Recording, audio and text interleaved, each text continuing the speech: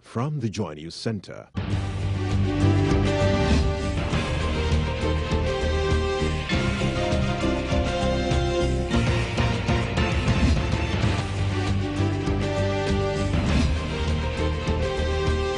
This is News at 8.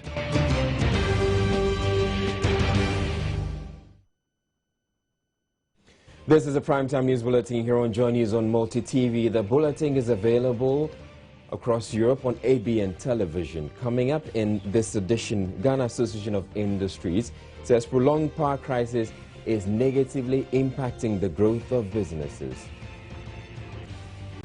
Meanwhile, 200 megawatts of electricity is expected to be restored to the national grid by next week as repair works on the Sogli power plant is completed this weekend. Parliament resumes sitting on Tuesday with interstate secession and spousal rights bill high on its agenda.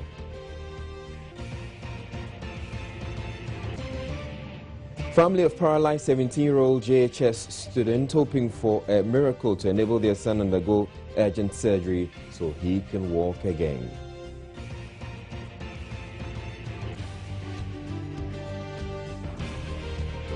Also in the bulletin, Gender Ministry puts in place care reform initiative to de-emphasize reliance on institutional care for orphans.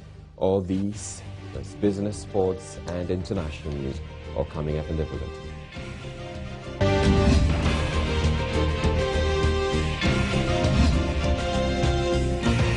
News at 8 with Israel Lai.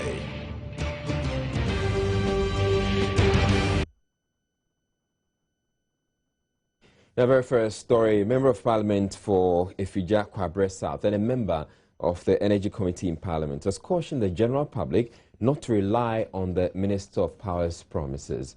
He particularly expressed shock at the Power Minister's decision to go contrary to his shared principle to give timelines to solve the crisis. He spoke to Emmanuel Ante. The MP for Nodai and a member of Constitutional Legal Committee, George Lowe, said the bill, when passed, will give certainty to the already existing law, which he says is not explicit enough. According to him, one of the major issues raised at the committee level is cohabitation, which he says brought so much controversy at the committee level. The committee was quite divided a bit on it. When it comes to the floor of the House, we are confident that it may even generate more controversy. And that's why I'm saying that until it goes through all the stages, we are not too sure the character that it take. I can assure you that a lot of people are also against cohabitation. Some people are for. And you should hear the Muslim groups, the women groups, and all who else were considering at the committee stage. It was interesting. They gave very varied and interesting reasons why some want it and some do not consider it done. Some people are of the view that it encourages people to just come and take over other women's homes, or that people to benefit where they are being sold. All that will come up, I'm sure, at the consideration stage. It's going to be one of the most. He also indicated the interstate succession law will also see a facelift. The bill seeks now to ensure that they are catered for outside the general distribution. So that if you have children, if there are children of school-going age, what we seek to do is that, how do we cater for them? We'll cater for them. And then we'll cater for any other interest that the woman possibly has. If the woman had 50% ownership of a house, that 50% will be taken out. So when all that has been done, it is then that the residue or the rest of the property would be distributed according to the agreed principle and formula. Still in Parliament, the majority leader has urged members to take this meeting serious as the House aims to clear the backlog of bills laid before the House. For the first time in a long while, the House started consideration of bills on the first day of resumption. Emmanuel Ante, Parliament House, Accra. Right, so the story actually had to do with the interstate succession law, the very controversial issue there. And the Joy News parliamentary correspondent was speaking, Emmanuel Ante, he was speaking there to a member of the Constitutional and Legal Committee of Parliament, George Lowe. We're going back to our earlier story, which has to do with the Member of Parliament for Ifija Kwabre South and a member of the Energy Committee in Parliament. He's cautioning the general public not to rely on the Minister of Power's promises. He particularly expressed shock at the Prime Minister's decision to go contrary to his shared principle to give timelines to the energy crisis. He spoke to Emmanuel Ante. I know his views on timelines, so I was a little bit surprised to hear him giving timelines that up to the end of the year. He knows. He's just been to the ministry. Maybe he knows something that we don't know. But what I would say, and the caution that I'll give to people who are going to rely heavily on what he said, is that we have been here when a minister in that particular ministry, that's Honorable Kofi Amabua, gave us promises, not one, numerous promises as to the timelines when Dumso was going to come to an end, and none of them came to pass. All the timelines came past without anything happening. Even the president himself, His Excellency John Mahama himself, gave promise to this nation, the people of this nation, that Dumso was going to be a thing of the past. That was when Buidam was being inaugurated. And what came of it? Nothing. So to hear a new minister coming to a ministry, a fairly new ministry, and giving promises of this sort, it's a little bit worrying. Because, I say worrying because a person of his stature at that level in government, if you give a promise like that, businessmen tend to rely on it.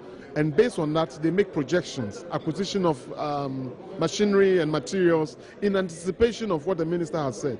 And if it doesn't come to pass, what then happens? Other members also shared the sentiments of the Fija-Kwabre South MP. We can confidently say that that is a serious public relations gimmick that is being played by every person within the rank and file of the government. Nobody should think that the issue of energy is something that somebody somewhere will sit, and because he's not part of the government, he's happy that it's happening this way. It affects everybody in this country. Signing contracts and having memoranda of understanding with foreign partners here and there is not by itself powerful. There are so many intervening variables that we need to consider. And so if the minister comes in to say that by the end of the year, fine. Maybe he has an information, he knows what they have put in place.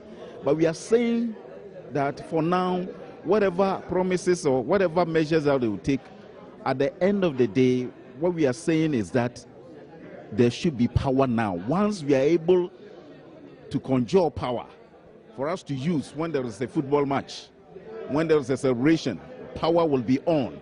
Then it means that as a country, we no longer have a problem with generation. The Minister of Power, Dr. Kwabena Donko, put his job on the line, assuring of an end to the power crisis by the end of 2015. The members of Parliament will soon be moving into their offices with the near completion of the Job 600 office complex. It, however, turns out there are not enough rooms to go around following the creation of new constituencies, which means some MPs, especially the new ones, will have to share offices. Over the years, members of Parliament had to use the boots of their cars as offices. Some conduct their businesses at the cafeteria and the main lobby of the House. The Speaker at the last session promised members of new offices to aid work, and that promise is yet to be fulfilled.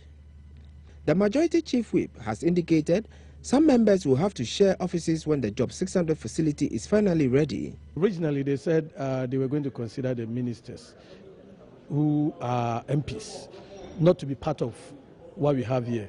I don't know what has become of that arrangement. But be it as it may, I think when it comes to a crunch and they say, hey, share an office with somebody, I don't have a problem at all, because already our vehicles are our offices. And if I'm sharing an office with someone where we can have separate personal computers, personal drawers, what's the big deal? After all, it's not for luxury. We have to work. So in a working environment, you can have an office with about 10 people sharing every facility there. Your duty is to work. Issue of the offices not being enough, that is true. But the arrangement is that ministers and deputy ministers of state who have offices somewhere already, they are not going to have offices here. So the rest of us, I think very few, about 10 or 15 members will not have access to offices. And I think they are making some arrangements. Some are going to use this new block as their offices. But most of the new members are going to share. That is true. 2 members to one office. And I don't think in any case, it is better than the situation in which we are here. No one has office. Our offices are in our car booths and stuff like this. So if we are able to share 2 to 1 office, I don't think it's a bad idea. They hope Job 600 will be completed in good time for them to enjoy it before Parliament is dissolved. Emmanuel Lante, Joy News, Parliament, Accra. We're going back to energy issues, and the Sogli power plant is expected to resume production next week, and with it, some additional injection of power into the national grid. Repair works on the damaged portion of the plant is expected to be completed by the weekend so that some 200 megawatts of electricity will become available. This was disclosed during a tour by President Mahama to some power generating stations in the Tema enclave. Ghana's power crisis has been particularly depressing these past few weeks, with raging complaints from electricity consumers. As a result, President John Mahama took a tour of some power generation stations to get a first-hand appreciation of the challenges with generation. His first stop was the Sonana Sogli power plant, which has been dysfunctional for some time now due to what officials say is ongoing maintenance work. The Agbogbo of Asogli State and brain behind the power plant, Togbi Afede the 14th, said rehabilitation works will be completed by the end of this week for power generation to start. This second phase of 360 will add 180 megawatts to our capacity by the end of this year. And by early next year, the additional 180 megawatts will be added. That will provide for a generation of a total 560 megawatts of power from this facility. The construction of the second phase of the plant, which is ongoing, is expected to add some 360 megawatts of power when completed. Togbi Afede expressed the hope that the reconstitution of the Electricity Company of Ghana should help raking the necessary funds for power producers to operate effectively.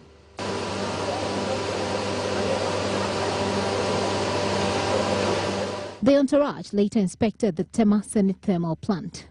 The president's final stop was made at the Kpone thermal plant. Construction of the plant, which began in October 2012, is expected to be completed in April this year. The plant's first phase is expected to generate 220 megawatts of power. We are close to finishing. We've virtually finished and started pre-commissioning checks right now.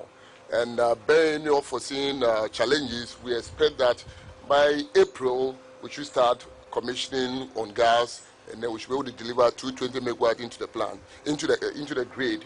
As was said by the minister, plants have already started to add on what we call the steam add-on, which will add 110 megawatts to this facility. And we also started plans and started looking for money already to build the second phase of this plant. We are looking at this enclave to have more than 700 megawatts, and we've started all the necessary arrangement in place. Describing the plant as the cheapest built in the country, Power Minister Dr. Kwabena Donkor urged workers to fast-track its construction. It is configured to be a combined cycle plant, so once the phase is completed, they will be working on the steam turbine to bring this to combined cycle status. Your Excellency, this is about the cheapest plant we have constructed in the country. On the back of the envelope, you ordinarily expect 1 megawatt to be 1 million, and they are working within 220 to 240 million megawatts. President Mahama asked Ghanaians to exercise restraint as the construction of the emergency power barges to save the situation will commence in a couple of months. I can understand how Ghanaians feel in terms of the inconvenience they're going through with the current load management that we are having. But I must say that I'm confident about the future, because with the generation planning that we're doing, we should be able to avoid finding ourselves in this kind of situation again. Going forward, the future looks bright. We're putting in enough generation, but I'll ask Ghanaians to continue to be patient. The minister and his team are doing everything possible to try to bring on stream as much generation as possible. I know that some agreements have been signed to bring on emergency power in a couple of months. Gifty Andopia, Joy News, Tema Industrial Area. The family of a 17-year-old Richard Jangma, a JHS student who was paralyzed after falling from a coconut tree, say they are hoping for a miracle to enable them get their son the help he requires. Richard, a student of Abuabu Sonko JHS, fell off the tree after one of his teachers asked him to go up the tree to get him coconut. Richard has stopped schooling because of his paralysis, and doctors say he needs urgent surgery if chances of him ever walking again are to materialize. Now, Joy News' Latif Idris visited the family at Awahem, a village at Tasamankes in the eastern region, and he reports the family is praying for a bumper cocoa harvest to help Richard.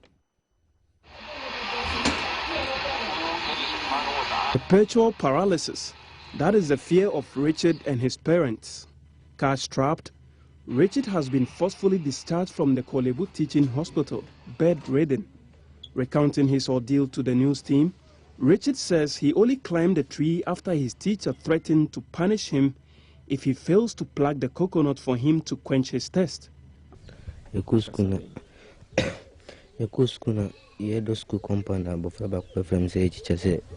My teacher asked me to climb a coconut tree and pluck some coconut for him. I tried to explain to my teacher that I could not climb the tree, but he threatened to punish me if I don't. So I had no option but to climb the tree. I did climb the tree and fell in the process. After initial assistance from Richard's school authorities, Richard's parents are now bearing the unpleasant burden of taking care of their incapacitated son. The family has been grieving since the incident. We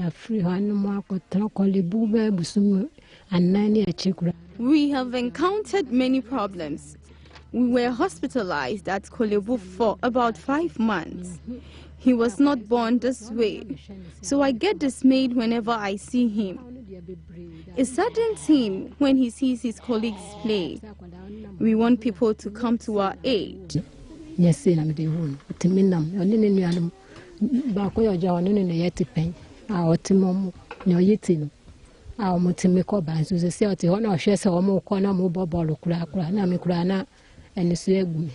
Richard's brother, Isaac Na, tells me how the situation is negatively affecting his life. I have problem in my mind because I didn't I money pan on to me okay, now me driving by now me I bought a form to enroll in the driving school, but ever since this happened, I had to put that on hold to take care of my brother. Well, a human rights lawyer, Francis Xavier Sosu, says both domestic and international laws frown on the incident. Hence, the urgent need for the teacher, the school, and the Ghana Education Service to be jointly held liable. This case, in my view, is supposed to drive home the need for both teachers, educational authorities, and GES, and for that matter, the state, to be more cautious, to be more stern, to be more, if you like, to be more closed up with their supervisory obligations. I believe that when teachers think that there is some laxity in the system, any teacher can, do what this teacher did on that, occasion. But if the state, shows that they are willing and ready to punish teachers who fall into, those kind of situations, to use that as a means to deter other people, I'm sure that there will be some sanity, in our system. The GES in the Suhum Krabwa Kolta district has refused to comment on the issue, but what Joy News will continue to push for is justice, which seems to be eluding this family. Latif Idris for Joy News.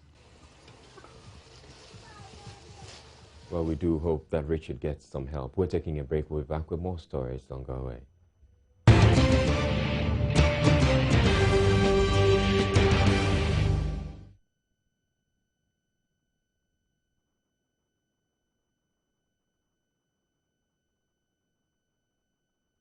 Lands and Natural Resources Minister Ni Osamil says Ghana has begun the process of establishing its mining vision in accordance with the UN Charter on Mining for Africa. The move is to cater for the needs of mining companies as well as address pertinent challenges related to mining in the country. When completed, Ghana will be required to regulate the mining activities to conform to international standards. Ghana is part of the African Mining Vision regime, and Ghana has begun the process of establishing its own country mining vision. We have not yet completed it, but we're in the process of establishing it. Let's look at human rights. For example, let's look at illegal mining. Just two examples, such that all of us in Africa should agree that there will be issues of illegal mining, there will be issues of human rights as relates to mining. For example, those who do illegal mining, how do you deal with them? To what extent do you use force against them? Meanwhile, the lands minister is urging mining companies to help themselves in these times of power challenges by setting up power generation units to augment supply from government, even as the Chamber of Mines prepares to meet the power minister on the worsening power crisis. Mining requires a lot of power. So the mines, the sector has looked at helping itself. You know, everybody is supposed to help themselves by providing some power for itself, but it will still need to ensure, or there will be a need to ensure power from the national grid to the mines. Chamber of Mines is soon going to be meeting with the power minister in that respect. So we're hopeful that something can be arrived at. What are we seeking from the power ministry? We're seeking assurances, and we are seeking to have, if you like, power such that it will be as uninterrupted as possible. That's the way to put it. Amnesty International Ghana on Tuesday started a two-day workshop for both teaching and non-teaching staff of Accra High School. The workshop is to give the staff a better understanding of human rights issues so they can integrate those values and principles in the various facets of school life. The two-day workshop is expected to equip trainees with in-depth knowledge they can impact on their students. This is expected to further integrate human rights values into the 4 keys of the school life. The purpose of this project is to integrate human rights education into all aspects of school life, to build relationship between teachers and students, between teachers and parents, and to create a conducive atmosphere within the school environment to promote academic work, to enhance the social life of the school. One other area of this project also is to help improve the governance system of the school, to help the schools to come up with policies and programs that are human rights friendly. Headmistress of the school, Betty Eduhine Chimbwa, is excited about the workshop, which she says will also sharpen the skills of her staff. From time to time, we do organize staff development training for teachers. The last time was in 2012, and it is, time to do another one for them to sharpen their tools, gain more skills, and refresh their knowledge on skills already known. The program by Amnesty International is expected to be replicated across the country in schools the International Rights Organization described as human rights friendly institutions. Amnesty International is a global movement of more than 3 million supporters, members and activists in over 150 countries. The Wa East Director of Education, District Director of Education, Evans Kweba, is threatening to deal with head teachers and circuit supervisors in the district if they do not take urgent steps to reverse the declining standards of education there. 3 circuit supervisors have already been suspended for failing to perform, and more are expected to be sanctioned. Upper West Regional Correspondent Rafiq Salam was at Funze in our reports. Education in the Upper West region is bad. Narrowing it to the Wa East District, it is worse. For 3 consecutive years, The pass rate for candidates who took part in the basic education certificate examination hovers between 23 and 43%. Poor education infrastructure, lack of teachers and proper supervision by circuit supervisors have been blamed for this. The Y East District Director of Education, Evans Biba, at a ceremony to hand over some motorbikes for the enhancement of education in the district, spoke about his plans for the district.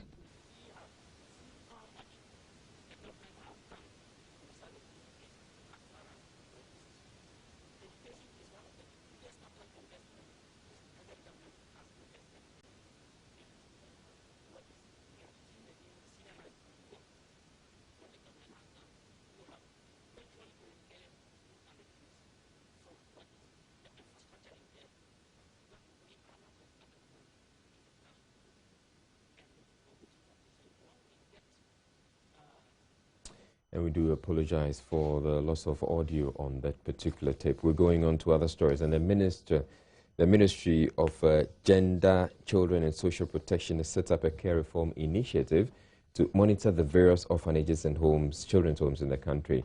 This, according to the Deputy Minister John Akon, is a sure way to de-emphasize the over-reliance on institutional care systems for children and ensure that orphanages are run smoothly. He was addressing the media on the latest expose by investigative journalist Anas Aremeyao. Anas. The 240-hectare plantation at Ahondua in the Pristia Huni Valley district of the Western region is to be developed and maintained as forest cover as well as a natural habitat for wildlife. The new forest is also expected to protect the Ankobra River which runs through it. The Ghana Rubber Estate Limited says the gesture is in line with the company's environmental policy. CIFCA's Sustainable Development Charter makes it mandatory for all of its subsidiaries to dedicate 10% of its concession into biodiversity.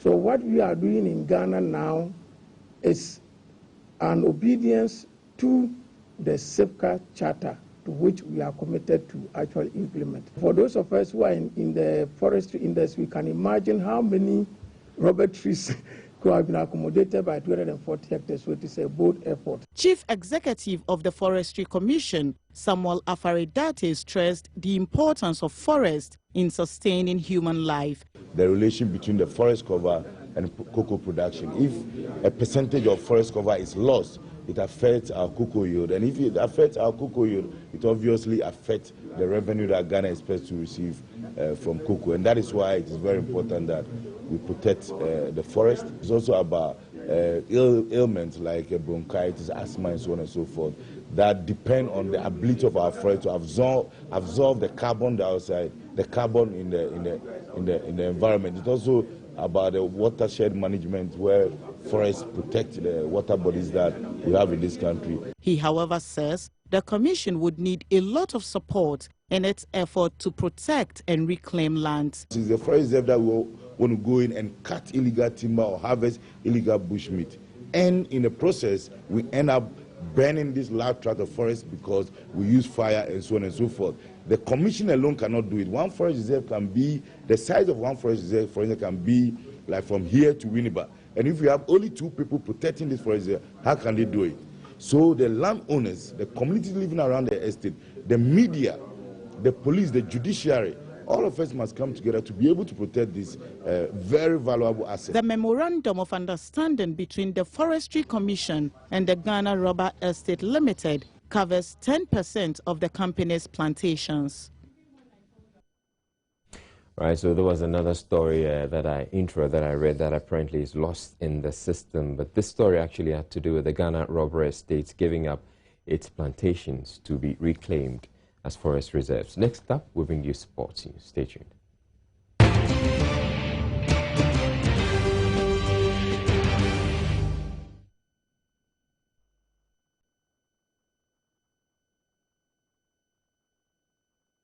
Well, time for sports, when we're talking about the Africa Cup of Nations, there's been a lot of concern about Asamoah Gyan, who is not getting fit. It looks very much like he might not play that game. Coach Avam Grant is pissed off, and he's saying that CAF should actually ban goalkeeper Nabi Yatara, who injured Samoa Jan despite the Black Stars leading 3-0 in that game against Guinea. Medical treatment that we need to do for him to make him ready for Thursday. But I must tell you, this issue of Samoa Jan is not issue also only of Samoa Jan. What happened with this goalkeeper, what he did to Samoa Jan, I think everybody, it's opportunity to the CAF and everybody to show how they protect the players. When you injure, when a goalkeeper, when it's 3-0, go deliberately, maybe to finish the career of Samoa Jan, because if it was a few centimeters down, I can tell you that he wouldn't play for many, many years, or a long, long time. I think the CAF need to take a decision. I think this player need to be banned of the game for a long, long time, even years or something like this. First, it's a bad injury. Second, if you do it when it's 3-0 in the last minute, it means that you don't respect the game and you don't respect your friends that play against you.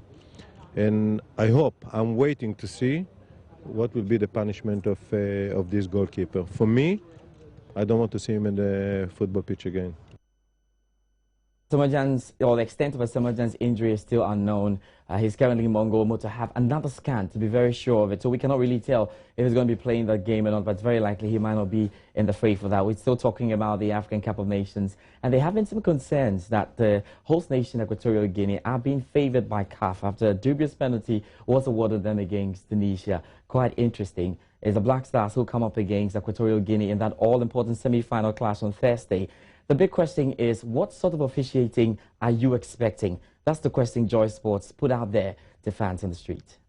We need to get a good referee who is a neutral referee who monitor and see to it that the boys, going on in the field very well. Very well, so far so good. I can say officiating has not been bad at all, but it's just one or two incidents that has become a controversial in the tournament. But I can tell you it's good. Fantastic. No, Ghanaians shouldn't say officiating is not going to favor us because we are going to play the home team. Ghanaian, I was in Angola with the Black Stars when we played second to Egypt. You understand? Before Ghana got to the finals, we have to play against Angola, the host nation, and we beat them 1-0. Samoa Jan was the goal scorer. You understand? They were the host nation, so the officiating favored them. Rather, we won. You understand? So, it's about the Black Stars. They're going to play. They passing the semi-finals to the finals. Then winning the trophy. That's the most important thing. The boys should focus on playing and winning. But we'll see how that really pans out now. Member of the CAF Executive Committee, Muchurafu Anjorin, has come to the defense of CAF, saying that they are insisting that it's very fair. Indeed, if a referee doesn't do well, he's adding that he will be expelled from the competition. A game is a game, and all of us know that the referee, when they start the game, is the master of the game. Nobody can stop the referee, and nobody can dictate anything from him. So when the referee, a referee too is a human being. He can make a mistake. When he make a mistake, right? You major people, you have to give time to the people who are organizing this competition to give out their position. After all, you can say your own. Quick update from the African Cup of Nations, and Algeria have extended the contract of their coach Christian Kourkouf, despite failing to beat Ivory Coast in the quarterfinal. That's one that's coming in as well. And all the teams are getting themselves ready. Tomorrow we'll see the first semi-final game that will be between Ivory Coast and DR Congo, and there's a build-up for that. Also, Kumasi Asante Kotoko's openings in the preliminary round of the CAF Champions League have not turned up, and they're writing a letter to officially say they're out of this. That means that Kumasi Asante Kotoko are into the next stage of the CAF Champions League. Congratulations then. Accra Hartsburg will definitely have to face the opponents for the CAF Confederations Cup. That'll be all for sports tonight. I'm George Adde Jr. Israel will join us with some international news. You have a good night.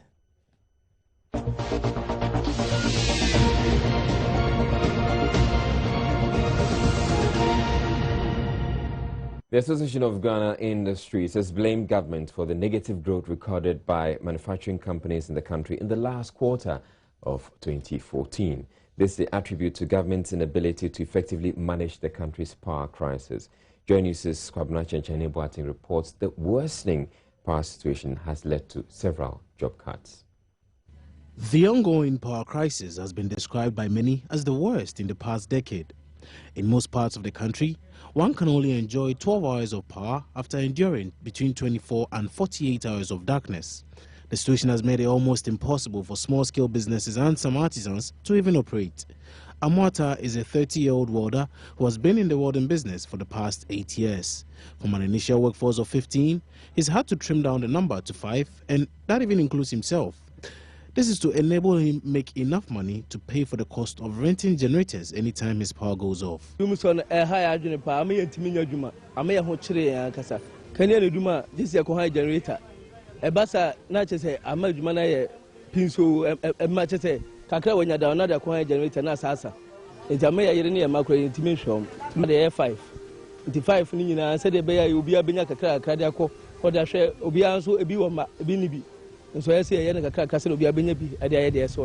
The Association of Ghana Industry says the situation has greatly affected the country's manufacturing sector, which has recorded a staggering decline in growth for the first time in the country's history.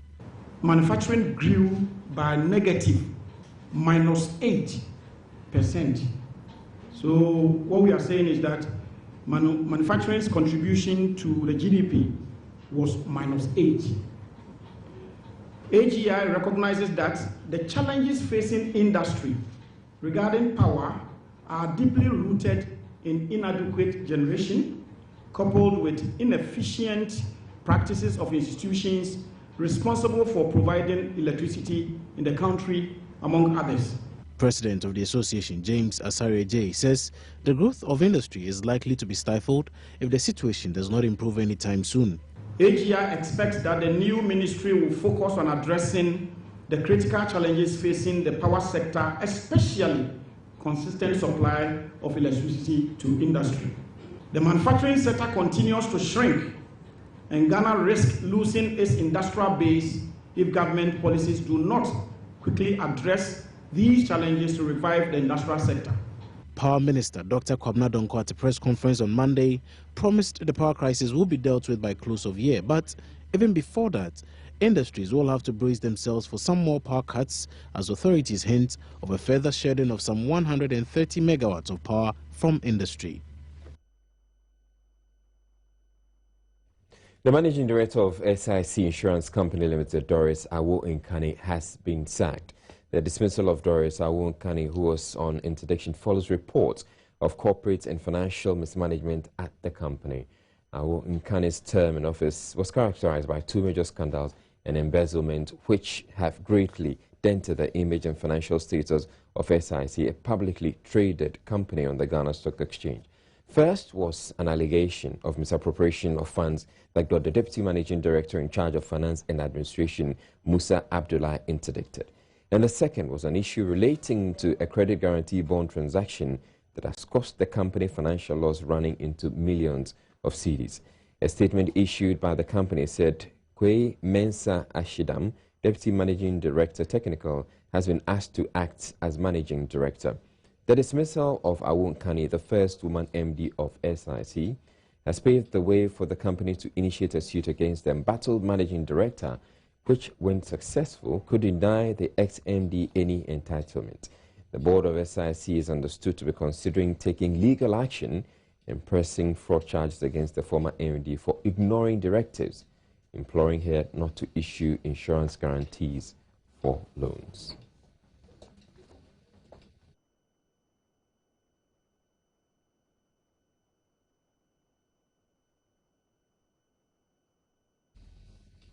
Elsewhere, the International Monetary Fund has agreed to make loans of around $700 million available to Kenya. The money will be used as an insurance policy to protect against any threats to the country's economy, considered a financial powerhouse in East Africa. The Kenyan government requests the package as a precautionary measure in case of an emergency such as a natural disaster or militant attack. The funds will be available for the next 12 months.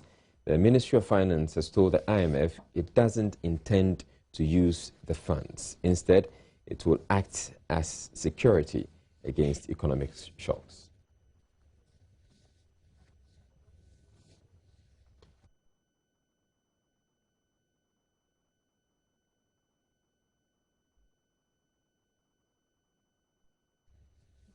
And the European Commission has widened its corporate tax probe to include Belgium's rules on so-called excess profit. It is the latest European Union member state to have its tax regime put under the spotlight. The Commission is investigating whether the tax regimes of certain EU nations amount to state aid. It said Belgium often made tax deals with firms that moved a substantial part of their business to the country. U.S. corporations, including Apple, Starbucks, and Amazon, have also been caught up in the investigation for what the Commission calls their aggressive tax planning strategies. And the European Union state aid rules, member states are not allowed to grant companies selective tax advantages that distort competition.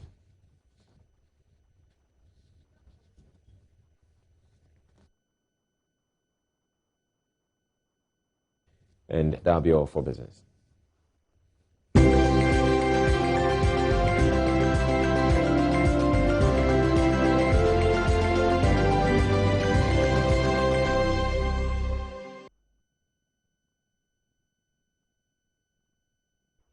Mohamed Okwabi, the originator of the term Kpakpakpa movement, has expressed displeasure over what he describes as an unfair treatment meted out to him by hip life artist Guru and mobile phone operator Glo after approaching him for the use of his popular slogan for commercial purposes. Do you know Kpakpakpa?